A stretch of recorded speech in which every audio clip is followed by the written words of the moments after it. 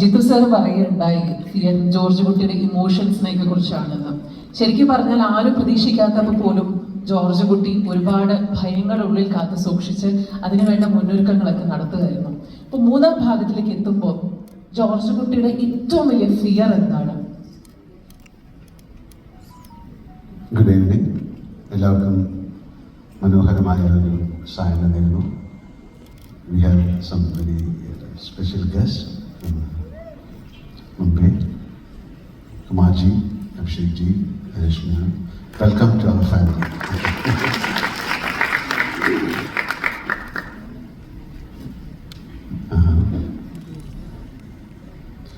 George കുട്ടി എന്ത് പറയുന്നുള്ളതാണോ അതോ ജോർജ് കുട്ടിയുടെ ഏറ്റവും വലിയ ഫിയർ? ജോർജ് കുട്ടിയോടാണ് ചോദ്യം. ലാൽ സാറിനെ ഞങ്ങൾ കുറച്ച് കഴിഞ്ഞ ഓഡിയൻസിനെ പ്രസന്റ് ചെയ്യാനിരിക്കുകയാണ്. ഇപ്പൊ വെക്കുന്നത് ജോർജ് കുട്ടിയാണ്.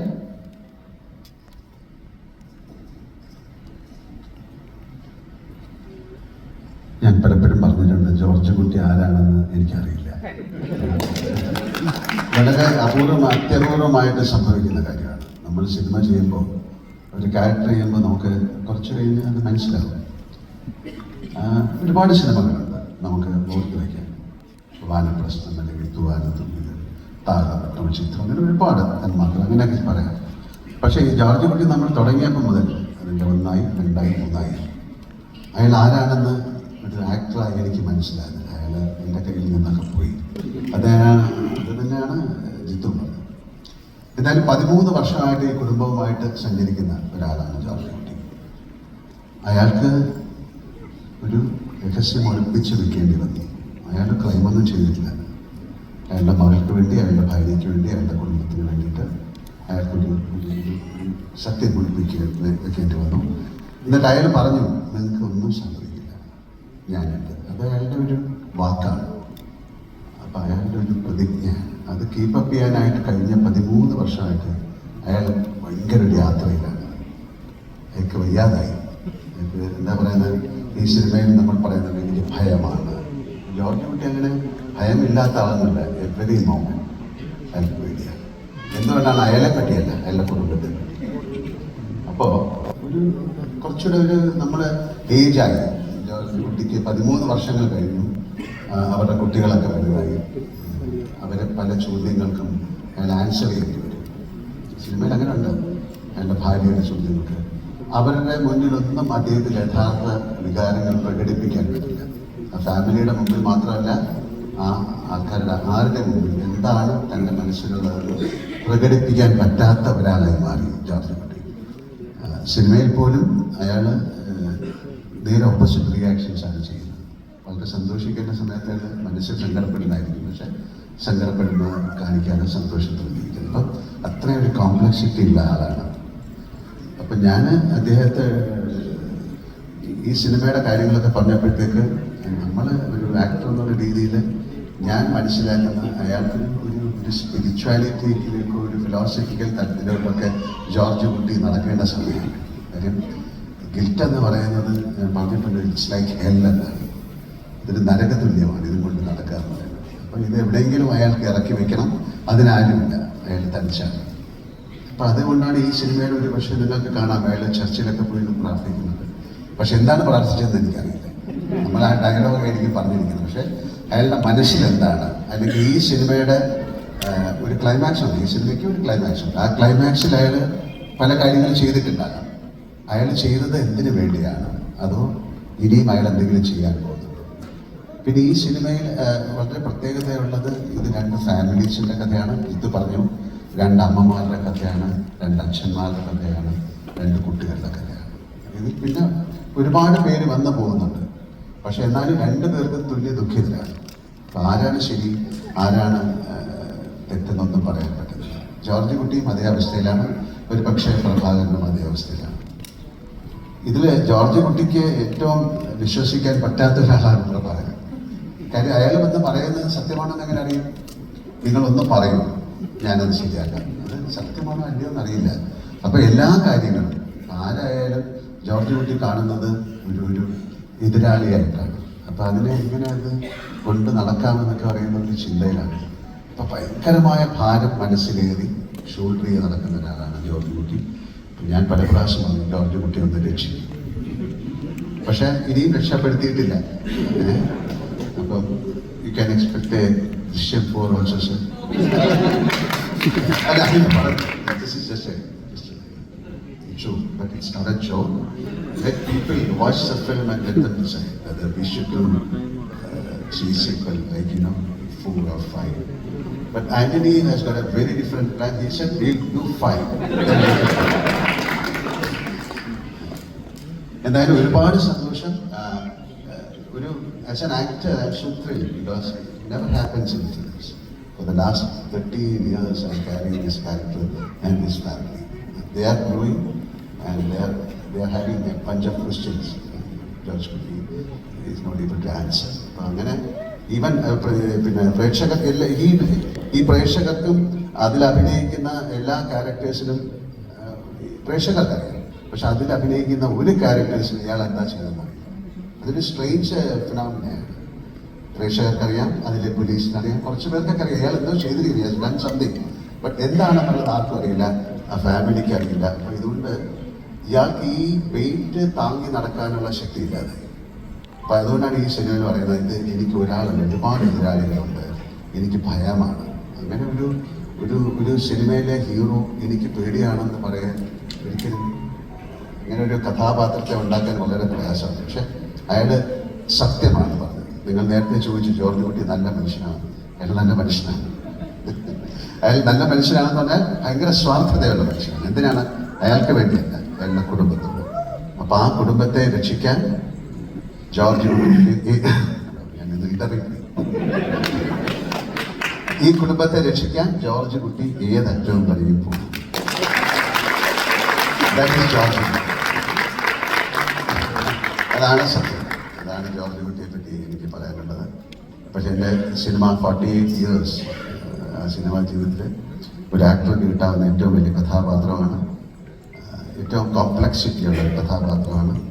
ഇപ്പം അഭിനയിച്ച് ഫലിപ്പിക്കാൻ പറ്റുമോ എന്നൊക്കെ ചോദിക്കുന്നതിലൊന്നും അർത്ഥമില്ല. നമ്മൾ അഭിനയിക്കും, അത് ശരിയല്ലെങ്കിൽ അത് ശരിയല്ലെന്ന് പറയാൻ ക്യാമറയുടെ പുറകിലും മുമ്പിലൊക്കെ ആൾക്കാർ. പക്ഷെ ജോർജ് കുട്ടിയെ മനസ്സിലാക്കുക എന്ന് പറയുന്നത് ആർക്കും പറ്റില്ല. അതങ്ങനത്തെ ഒരു ക്യാരക്ടറാണ്. ഇങ്ങനെയൊരു ജോർജ് കുട്ടി ഉണ്ടാകുമോ എന്നെനിക്ക് ഇല്ല. ഇതിൽ ഏറ്റവും രസം ജോർജ് കുട്ടി എന്ന് പേരിട്ടതാണ്. അയാൾക്ക് കൃഷ്ണൻ നായരെന്നെല്ലാം പേരാണെങ്കിൽ അല്ല, സീരിയസ്ലി അല്ലേ? ജോർജ് കുട്ടി എന്ന് പറയുന്നത് പറയാനൊരു സ്വീറ്റ് നെയിമാണ്, പക്ഷേ കുറച്ച് പ്രയാസമുള്ളതാണ്. Thank you so much and once again sir, thank you very much for associating with us. That's why I said welcome to our family. We can do wonders. Okay, thank you so much. ഞാൻ ഇടയ്ക്ക് interrupt ചെയ്യണ്ടെന്ന് ഓർത്തിട്ടാണ്. അഭിനയിച്ച് ഫലിപ്പിക്കാൻ പറ്റുമോ എന്ന് സംശയം ഉണ്ടാവാന്ന് പറഞ്ഞു. ഞങ്ങൾക്ക് മലയാളികൾക്ക് ആർക്കും ലാലേട്ടനെ കുറിച്ച് അങ്ങനെ ഒരു സംശയമില്ല.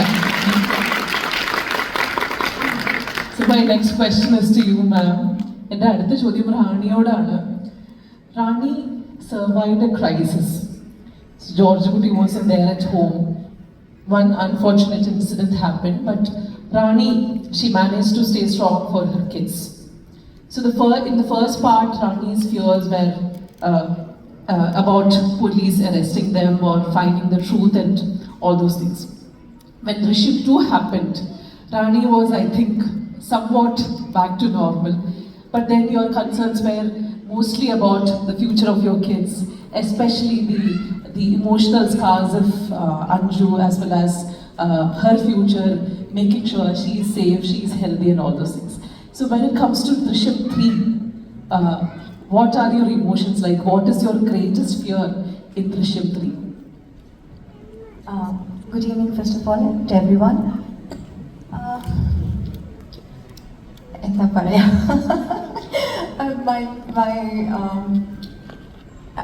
I can't really reveal anything. But all I would like to say is this is, as an actor, Laletan Parnadapole, this is completely a very, very different experience for me. Korean cinema that character will not stay this long, maybe a year or two, but then 13 years and it's still continuing, the Rani character.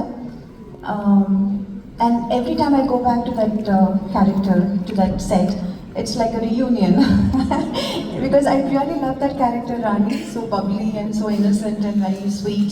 But at the same time, family എന്ന് വരുമ്പോൾ ഫാമിലിക്ക് എന്തെങ്കിലും ഒരു അപകടം വരുമ്പോൾ she is like completely different person, completely very over protective and very reflex actions അങ്ങനെ കൂടിയുള്ള ഒരു ക്യാരക്ടറാണ്. ആൻഡ് ദൃശ്യം 3-ൽ ജിതു പറഞ്ഞതുപോലെ this is between the two families. അച്ഛന്മാരുടെ രണ്ട് അമ്മമാരുടെ രണ്ട് ഫാമിലിയുടെ ഒരു ഇമോഷൻ പ്ലേ ആണ് ദൃശ്യം 3. And it's always a pleasure to come back as Rani and still win hearts and still you know, no matter what we do, അത് പ്രേക്ഷക ചെയ്തത് തെറ്റാണ്, പക്ഷെ അതൊരു ആക്സിഡൻ്റൽ ഇതല്ലേ, it's nothing. So and still having the support of the whole Kerala, the audience is something really, really beautiful. And thank you all. Thank you so much for all the love and support, and hope it continues forever. Thank you so much. Thank you. For us also, it's always a pleasure to watch you both together on screen. Thank you. Thank you. Ansiba, അഞ്ജുനോടാണ് അടുത്ത ചോദ്യം. അഞ്ജു സത്യം പറഞ്ഞാൽ വളരെ normal ആയിട്ടുള്ള ഒരു teenager, normal ആയിട്ടുള്ള ഒരു ജീവിതം നയിക്കുന്ന ഒരു ടീനേജർ. സെക്കൻഡ് ഹാഫിലേക്ക് എത്തിയപ്പോൾ നമുക്കൊക്കെ അങ്ങ് സങ്കടം തോന്നി, ഒരുപാട് വേദനകൾ ഉള്ളിൽ വന്നു. എങ്ങനെയാണ് അത് മനസ്സിനെയും ജീവിതത്തിനെയൊക്കെ പിടിച്ച് ഒലച്ചതെന്ന് ദൃശ്യം 3-ലേക്ക് വരുമ്പോൾ എന്താണ് അഞ്ജുവിൻ്റെ ഒരു സ്റ്റേറ്റ് ഓഫ് മൈൻഡ്? ദൃശ്യം 1 തന്നെയാണ്. സോറി, എല്ലാവർക്കും നമസ്കാരം. ഞാൻ പെട്ടെന്ന് ക്യാരക്ടറെ പറ്റി ചോദിച്ചപ്പോൾ ഭയങ്കര എക്സൈറ്റഡ് ആയി പോയതാണ്. ദൃശ്യം 1-ൽ അഞ്ജുവിൻ്റെ ക്യാരക്ടർ വളരെ ഈ പറഞ്ഞതുപോലെ വളരെ നോർമലായിട്ടുള്ള കുട്ടിയാണ്. ഈ ഇന്നത്തെ കാലത്തെ പോലെയുള്ള സോഷ്യൽ മീഡിയ ഒന്നും എത്തിപ്പെട്ടിട്ടില്ല. ആ കുട്ടി ഒരുപാട് സോഷ്യലി അങ്ങനെ എല്ലാവരും അറിയുന്നതോ അല്ലെങ്കിൽ സോഷ്യൽ മീഡിയ യൂസ് ചെയ്തിട്ടോ അങ്ങനെയുള്ള ഈ പുതിയ ടെക്നോളജി കാര്യങ്ങളൊന്നും അറിയാത്ത ഗ്രാമാന്തരീക്ഷത്തിൽ വളർന്നിട്ടുള്ള വളരെ ഇന്നസെൻസ് ഉള്ളൊരു കുട്ടിയാണ്. ഒരു മലയോര പ്രദേശത്ത് താമസിക്കുന്ന ഒരു കുട്ടി, പക്ഷേ ഭയങ്കര ഒബീഡിയൻ്റ് ആയിട്ടുള്ള ഒരു കുട്ടിയാണ്. ആ കുട്ടി ചെയ്തതൊരു വലിയ ക്രൈമാണെന്ന് തിരിച്ചറിയുന്ന പ്രായത്തിൽ തന്നെയാണ് ഈ ക്രൈം ചെയ്തു പോയത്. അതുകൊണ്ട് തന്നെ അതൊരു ഭയങ്കര ട്രോമയായിട്ട് മനസ്സിൽ കിടപ്പുണ്ട്.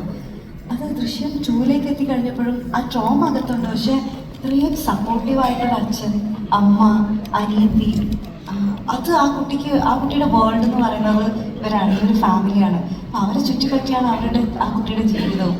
അപ്പോൾ അവൾക്ക് എപ്പോഴും ഉള്ളിൻ്റെ ഉള്ളിൽ അവൾ ചെയ്തതൊരു തെറ്റാണ്. ഒരു കൊലപാതകം ചെയ്യാന്ന് പറഞ്ഞു കഴിഞ്ഞാൽ വലിയൊരു തെറ്റായിട്ടത് മനസ്സിലുണ്ട്. ആക്സിഡൻ്റ് ആണെങ്കിൽ പോലും അത് ചെയ്യാൻ പാടില്ലായിരുന്നു എന്നുള്ളൊരു ചിന്ത അവളുടെ മനസ്സിലുണ്ട്. ആ തെറ്റ്, അതിൻ്റെ വേദന എല്ലാം ഉണ്ട്. ഇനി ഫ്യൂച്ചർ എന്തായിരിക്കും എന്നൊരു ഭയമുണ്ട്. ഇതിലെല്ലാം ഉപരി ഈ അച്ഛനും അമ്മയും അനിയത്തി ഇത്രയും സ്നേഹിച്ച് ഇത്രയും പ്രൊട്ടക്റ്റ് ചെയ്യുമ്പോൾ ഒരു വിഷമമുണ്ട്. അവൾക്ക് വേണ്ടിയാണല്ലോ ഇവരെല്ലാം ഇത്രയും ത്യാഗം സഹിക്കുന്നതെന്ന്. എസ്പെഷ്യലി അച്ഛൻ കുറച്ചും കൂടെ ഓവർ കൺസേൺ ആണ്. മകൾക്ക് എന്തെങ്കിലും പറ്റുമോ, മകൾക്ക് വേണ്ടിയിട്ട് മാത്രം എന്ന് പറഞ്ഞിട്ട് മുന്നോട്ട് ജീവിച്ചുകൊണ്ടിരിക്കുകയാണ്. എല്ലാം സ്വയം ഏറ്റെടുത്തുകൊണ്ടിരിക്കുകയാണ് അച്ഛൻ. എല്ലാ തെറ്റും എല്ലാ ചീത്തപ്പേരും എല്ലാം കേട്ടുകൊണ്ടിരിക്കുന്ന അച്ഛനാണ്. ദൃശ്യം 2 കഴിഞ്ഞിട്ട് എനിക്ക് ഏറ്റവും കൂടുതൽ പെൺകുട്ടികളുടെ മെസ്സേജ് ആയിരുന്നു വന്നിരുന്നത്. ഇങ്ങനൊരു അച്ഛനെ കിട്ടാൻ വേണ്ടിയിട്ട് എത്ര ഭാഗ്യം ചെയ്യണം എന്ന് ചോദിച്ചിട്ട് അത്രയും പെൺകുട്ടികൾ അങ്ങനെ മെസ്സേജ് അയച്ചപ്പോൾ ശരിക്കും അതൊരു ഭയങ്കര സന്തോഷം തോന്നിയ കാര്യമാണ്. ഇപ്പോഴും അങ്ങനെ ഒരു അച്ഛനെ കിട്ടാൻ വേണ്ടി, അല്ലെങ്കിൽ എൻ്റെ അച്ഛൻ ഇങ്ങനെ ആയിരുന്നു എന്ന് പറഞ്ഞിട്ട് കുറേ പേര് പറയാറുണ്ട്. ദൃശ്യം 3-ലേക്ക് എത്തുമ്പോഴും ഈ കുട്ടിക്ക് വേണ്ടിയിട്ട് ഈ അച്ഛൻ, അമ്മ, സഹോദരി എല്ലാം ഉണ്ട്. പക്ഷെ അച്ഛനുമായിട്ടൊരു ഇമോഷണൽ കണക്ഷൻ ഇച്ചിരി കൂടുതലാണ്. അച്ഛൻ എന്ത് പറഞ്ഞു കഴിഞ്ഞാലും നോ പറയാനൊരു മടിയുള്ള ആളാണ്. കാരണം അച്ഛൻ ജീവിക്കുന്നതും അച്ഛൻ എന്ത് ചെയ്യുന്നതും ഈ കുട്ടിക്ക് വേണ്ടിയിട്ടാണെന്ന് അഞ്ജുന് നന്നായിട്ട് അറിയാം. അപ്പം അതുകൊണ്ട് അച്ഛൻ്റെ അടുത്തൊരു ചെറുതായിട്ട് നോ എന്ന് പറയണമെന്നുണ്ടെങ്കിൽ പോലും അത് പറയാൻ അവർക്ക് പറ്റില്ല. അത് മുഖഭാവത്തിലൂടെ പോലും കാണിക്കാൻ പറ്റാത്ത രീതിയിൽ അത്രയും അച്ഛൻ്റെ അടുത്ത് സ്നേഹം കൂടുതലുള്ള ഒരു മകളാണ്. അമ്മയുടെ അടുത്തും അതുപോലെയാണ്, സഹോദരിയുടെ അടുത്തും അതുപോലെയാണ്. അപ്പോൾ 3-ലേക്ക് വരുന്ന സമയത്ത് ആ കുട്ടി ഇനി മുന്നോട്ട് എന്താണ് അനുഭവിക്കാൻ പോകുന്നത്, അല്ലെങ്കിൽ ആ കുട്ടിയുടെ ഫ്യൂച്ചർ എന്തായിരിക്കും, ഈ ഫാമിലി എങ്ങനെയായിരിക്കും അത് മുന്നോട്ട് കൊണ്ടുപോകുന്നു എന്നുള്ളൊരു വലിയ ക്വസ്റ്റ്യൻ മാർക്ക് അവിടെ ഉണ്ട്. ആ ക്വസ്റ്റ്യനുള്ള ആൻസർ 21-ാം തീയതി ഡയറക്ടർ ബർത്ത്ഡേയുടെ അന്ന് ദൃശ്യത്തിൽ റിലീസ് ചെയ്യുമ്പോൾ അറിയാൻ പറ്റും. Thank you. അനുവിലേക്ക് ഈ ഒബീഡിയന്റ് മകളാണ് എന്ന് അഞ്ജു പറഞ്ഞു. കൂട്ടത്തിൽ കുറച്ച് കുറുമ്പത്തിയാണ് അനു. നമ്മള് സത്യം പറഞ്ഞാൽ ദൃശ്യം ഈ 13 വർഷമായി എന്ന് നമുക്ക് തോന്നുന്നത് അനുവിനെ കാണുമ്പോഴാണ്. കാര്യം ആദ്യം തുടങ്ങുമ്പോൾ യൂണിഫോം എനിക്കൊന്ന് പിനാഫറൊക്കെ ഇട്ട് ഫ്രോക്കൊക്കെ ഇട്ട് ഹെയർ ബോക്ക് വെച്ചിട്ടുള്ള ഒരു കൊച്ചു കുട്ടിയായിരുന്നു. ആ കൊച്ചുകുട്ടിയാണ് ഇപ്പോൾ അനുവിനെ കാണുമ്പോഴാണ് നമുക്ക് ആ ഒരു വ്യത്യാസം വരുന്നത്. പിന്നെ നമ്മൾ ക്യാരക്ടറിനെ നമ്മൾ കൂടുതൽ നോക്കുകയാണെങ്കിൽ സെക്കൻഡ് പാർട്ടിൽ വന്നപ്പോൾ ഏറ്റവും കൂടുതൽ ഒരു നോർമൽസിയിലേക്ക് എത്തിയത് അനുവിൻ്റെ ക്യാരക്ടറായിരുന്നു. പക്ഷേ അതുകൊണ്ട് തന്നെ നമുക്ക് കുറച്ച് നാൾ കഴിയുമ്പോൾ പിടിക്കപ്പെടില്ല എന്നുള്ളൊരു കോൺഫിഡൻസ് നമുക്ക് വരും എന്നൊക്കെ സിനിമയിൽ തന്നെ പറയുകയുണ്ടായി. എന്നിരുന്നാലും ഒരു സ്റ്റുഡൻ്റ് ആയിട്ട് പോലും ഒപ്പം നിൽക്കുന്നവർ യൂസ് ചെയ്യാൻ വേണ്ടിയിട്ട് നോക്കി, ആ ഒരു സൗഹൃദത്തെ ദുരുപയോഗം ചെയ്യാൻ വേണ്ടിയിട്ട് നോക്കി. ഇതിൻ്റെയൊക്കെ അവസാനത്തിലാണ് നമ്മൾ സിനിമ അവസാനിച്ചത്, ദൃശ്യം 2 അവസാനിച്ചത്. ദൃശ്യം 3ലേക്ക് വരുമ്പോൾ ഇത്രയും കാലം സംഭവിച്ചിട്ടുള്ള ഈ കാര്യങ്ങൾ അനുവിൻ്റെ ലൈഫിലെ നോർമൽസിനെ ബാധിച്ചോ, അതോ അനുവിനും ഭയം വന്ന് തുടങ്ങിയോ ദൃശ്യം 3ലെത്തിയപ്പോൾ? Good evening, everybody. Adil and everybody, Sandosham. I'd like to say a few words before jumping into the question if you don't mind. So, for trailer, Satyam Varna got emotional to feel because it's a long journey, 13 years. Especially when I look at myself on the screen. വളരെ കുഞ്ഞായിട്ട് ഇരുന്നിട്ട് ഇപ്പം ഈ പറഞ്ഞ സാരി കൊടുത്തു വന്നു പറഞ്ഞപ്പോൾ I'm just realising okay വാ. So ഞാനിപ്പം ലൈഫിൽ തിരിഞ്ഞ് നോക്കുമ്പോൾ for me it's going to be my life before Drishyam and after Drishyam because everything change. അത് വളരെ പോസിറ്റീവ് ആയിട്ടുള്ള ചേഞ്ചസ് ആയിരുന്നു. So I just would like to say thank you to Jeethu uncle and Antony uncle because ഇത് വലിയൊരു ഓപ്പർച്യൂണിറ്റി ആയിരുന്നു എനിക്ക് ലൈഫിലെന്നും. Coming back to the question, Anu ഇപ്പം സത്യം പറഞ്ഞിട്ടുണ്ടെങ്കിൽ നോർമൽസി എന്ന് പറയുന്ന ഒരു സാധനം ഇല്ല ഫാമിലിയിൽ എനിമോർ. കാരണം ഒരു ക്രൈം ചെയ്തു അതിനെ മറച്ചു വെക്കാൻ ശ്രമിച്ചുകൊണ്ടിരിക്കുകയാണ്. അപ്പോൾ ഒന്നിനു മേലൊന്ന് കള്ളങ്ങളും അല്ലെങ്കിൽ എന്താ പറയുക അതിനിങ്ങനെ എന്താ പറയുക constantly fighting to not go to jail. അപ്പോൾ അതിന് നമ്മൾ പേ ചെയ്യുന്ന പ്രൈസാണ് ഈ പറയുന്ന ഫിയർ അല്ലെങ്കിൽ ടെൻഷൻ എന്ന് പറയുന്നത്. ശരിയാണ്, അനുവിനെ നോക്കി കാണുമ്പം ഒരു വിധത്തിൽ ടീനേജറായി അതിൻ്റെ ടാൻട്രംസ് ഉണ്ട്, ഒരു നോർമലായി എന്ന് വിശ്വസിക്കാം. ബട്ട് ഡീപ് ഡൗൺ എല്ലാ ദിവസവും പേടിയാണ് നാളെ എന്താണ് സംഭവിക്കാൻ പോകുന്നത്, അല്ലെങ്കിൽ പിടിക്കപ്പെട്ടാലോ. അതേപോലെ തന്നെ ആര് വിശ്വസിക്കണം ആര് വിശ്വസിക്കേണ്ട, സുഹൃത്തുക്കളാണെങ്കിലും. ബിക്കോസ് ടീനേജറാണ് അല്ലെങ്കിൽ ഇപ്പം തേർഡിലേക്ക് വരുമ്പോൾ അഡൾട്ടാണ്.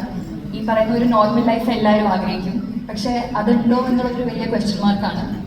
ബട്ട് അഗൈൻ ഇപ്പം ഞാൻ പല ഇൻ്റർവ്യൂസിലും പറഞ്ഞു, ഒരു ഇളയ കുട്ടി കുറുമ്പത്തി എന്നുള്ളത് കൊണ്ട് വീട്ടിലെ കാര്യങ്ങളൊക്കെ കുറച്ച് ലൈറ്റ് ഹാർട്ടഡ് ആക്കാനും ചിരിപ്പിക്കാനും അല്ലെങ്കിൽ അമ്മയോട് എപ്പോഴും ഇങ്ങനെ വഴക്ക് കൂടാനും ഒക്കെ ആയിട്ട് നടക്കുന്ന ഒരു കുട്ടിയാണ് അനു ഇതിനകത്ത്. ബട്ട് ഡീപ് ഡൗൺ ഇൻസൈഡ് ആ പേടി എന്നും ഉണ്ട് അനുയുടെ മനസ്സിലും. ആൻഡ് ജോർജ് കുട്ടി പറയുന്ന പോലെ ഒരു കാര്യം ചെയ്തു, things you do for love and paying the price for it. അപ്പോൾ പേടിയൊന്നും ഉണ്ട്, അത് അങ്ങനെ ഇങ്ങനെ ഒന്നും പോയില്ല. It's just that because we love each other so much നമ്മൾ അങ്ങോട്ടും ഇങ്ങോട്ടും പ്രൊട്ടക്ട് ചെയ്യാൻ ശ്രമിക്കുകയാണ്. ഫ്രസ്ട്രേഷൻസ് ഉണ്ട്, തലത്തിൽ നമ്മുടെ ചോദ്യങ്ങളുണ്ട് അനുവിന്, ഇനി എങ്ങനെയാണ് പോകുന്നത്. അല്ലെങ്കിൽ ഇപ്പോൾ സിനിമ കാണുന്നവരെ സംബന്ധിച്ചറിയാം, അല്ലെങ്കിൽ ജോർജ് കുട്ടി ഇതൊക്കെയാണ് ചെയ്യുന്നത്, പക്ഷെ വീട്ടിലുള്ള ഒരാൾക്കും അറിയില്ല എന്തൊക്കെയാണ് ജോർജ് കുട്ടി ചെയ്യുന്നത് പുറത്ത് പോയിട്ട് എന്നുള്ളത്. അപ്പോൾ തേർഡിലേക്ക് വരുമ്പോൾ ഈ പറഞ്ഞ പോലെ അനു കുറച്ചുകൂടെ മെച്ചുവേർഡായി.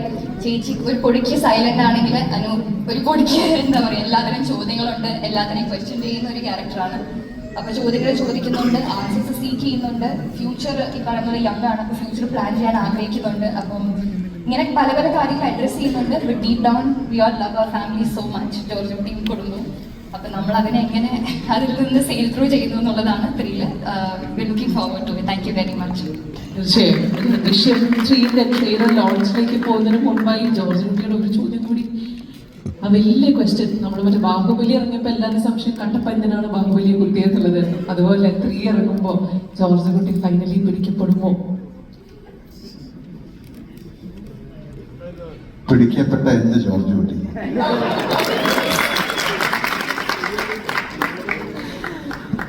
ഡെഫിനറ്റ്ലി. അപ്പോൾ ഇന്നത്തെ ഈ ഒരു സായാഹ്നത്തിൽ ട്രെയിലർ ലോഞ്ച് അതിന് ഒരുപാട് അർത്ഥമുണ്ട്. പിടിക്കപ്പെട്ടാൽ George Kutti would be caught by the police or anybody else. I said if George Kutti is ready to do that, then the movie is George Kutti. So George Kuttiക്ക് എന്ത് സംഭവിക്കുന്ന എനിക്കും ആഗ്രഹമുണ്ട്. പക്ഷേ ഞാൻ നേരത്തെ പറഞ്ഞ പോലെ ജോർജ് കുട്ടി ഇതിൽ ചെയ്തു നിൽക്കുന്ന എന്താണെന്ന് എനിക്കറിയില്ല. അതുകൊണ്ട് ജോർജ് കുട്ടിക്ക് പെടണോ? വേണ്ട. അപ്പൊ 21-ാം തീയതി കാണാം. മിക്കവാറും ജോർജ് കുട്ടി അത് ഈ ജോർജ് കുട്ടിയായിട്ടിരിക്കട്ടെ. ജോർജ് കുട്ടിയെ പോലെ തന്നെയാ, പിടിയൊന്നും തരുന്നില്ല. ഇനി ദൃശ്യം 3ന്റെ ഷെയ്ഡ് ലോഞ്ചാണ്. ജോർജ് കുട്ടിയും കുടുംബവും ചേർന്ന് തന്നെയാണ്